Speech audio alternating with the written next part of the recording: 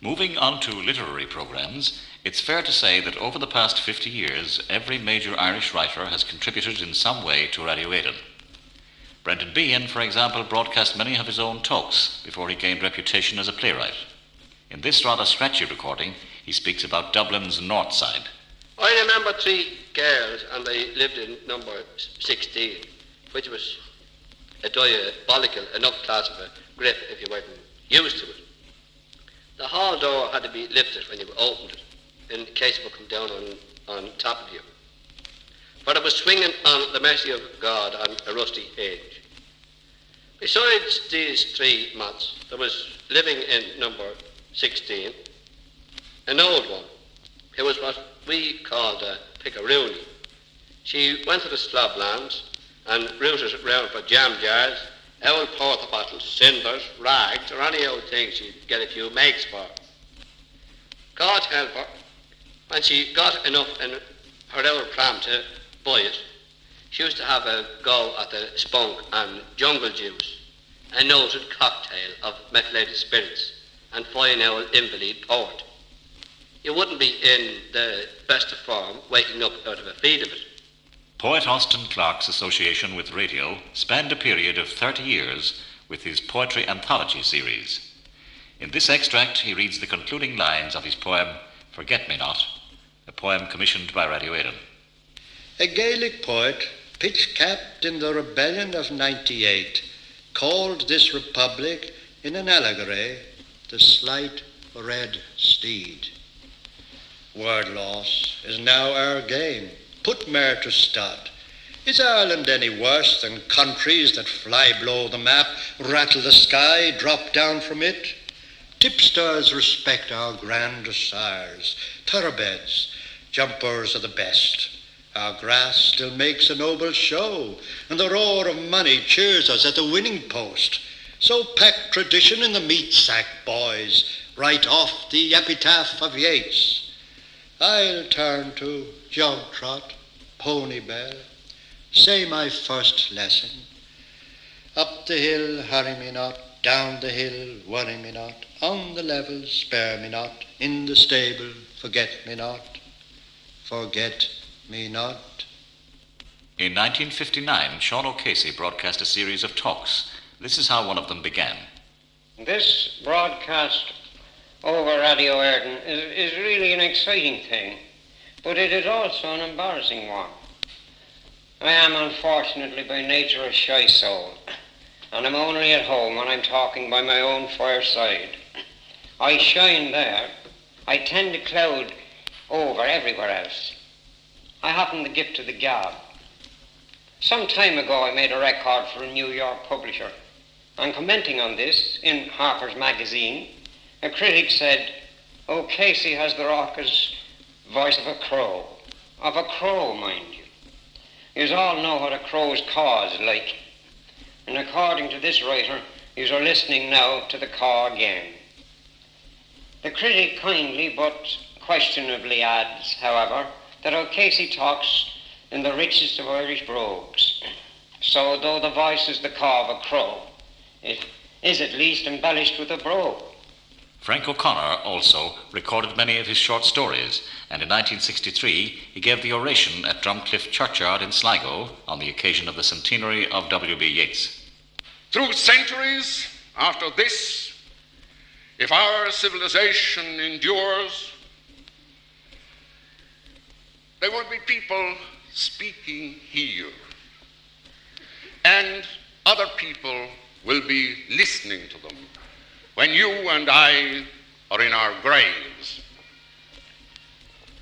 I hope that what they praise Yeats for will not be the things that we praise him for, because that will simply mean that our generation has left its task uncompleted.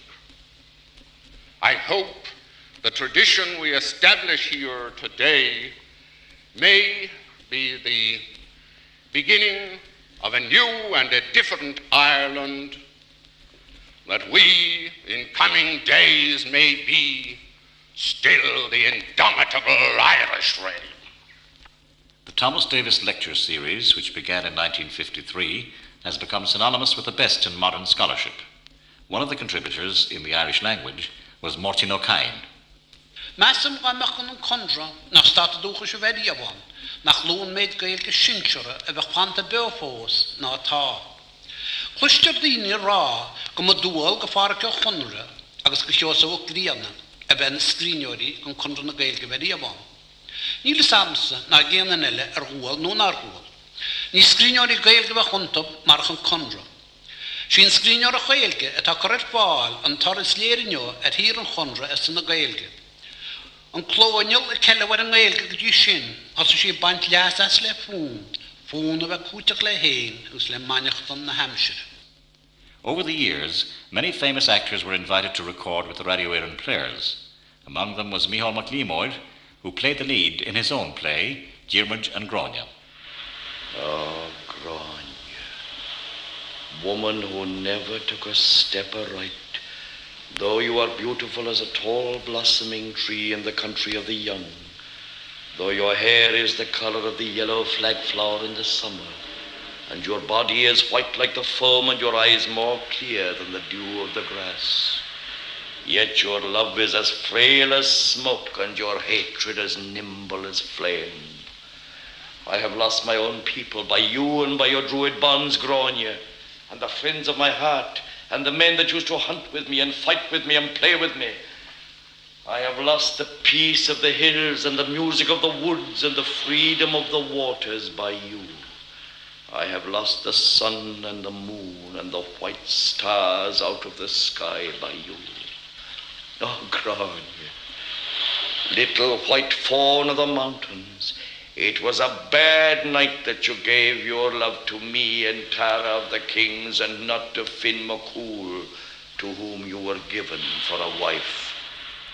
And in 1962, Shakespearean actor Anew Mcmaster played one of his best-known roles as King Lear. Blow in and crack your cheeks. Rain, blow. You cataracts and hurricanes spout till you've drenched our steeples, drown the cocks. You sulphurous and thought-executing fires, born couriers of oak-cleaving thunderbolts, singe my white head. And now, shaking thunder, strike flat the thick retardity of the world.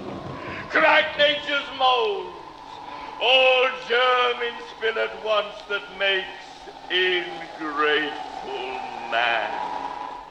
The late 1940s also saw the introduction of the interview program, very much a feature of present-day radio. The pioneer program was Microphone Parade. In 1948, Eamon Andrews spoke to painter Jack B Yeats. What would you say to me now if I tell you that there are several of your paintings that I just don't understand? The answer to that question could only be completely answered in a lecture. I've said that I don't lecture. But I would say you could not possibly understand all of any painting of mine, any more than you could understand all of the feelings of any living being. There's no book of words, no directions by which you or anyone else can understand all about painting. If there were such a book, it would ring the knell of painting. I dislike the word art as to painting. There is only one art, and that is the art of living. But perhaps the most unique and indigenous series to be broadcast was Meet the Clans, presided over by the indomitable Eoin O'Mahony, affectionately known as the Pope. The program usually opened with the war cry of a particular clan, and when the O'Mahony clan was the subject of discussion, the Pope was in full cry.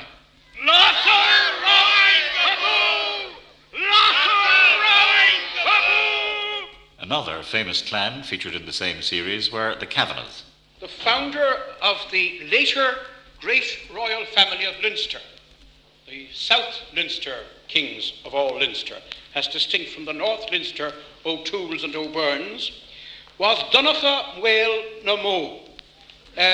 Donogha dedicated to the cows. You see, you usually dedicated yourself to a saint, but he was so worldly that he was dedicated to money, and cows meant money in those days. So he was really Donagh the money grubber, and the family were known as the Mair Liammoirs.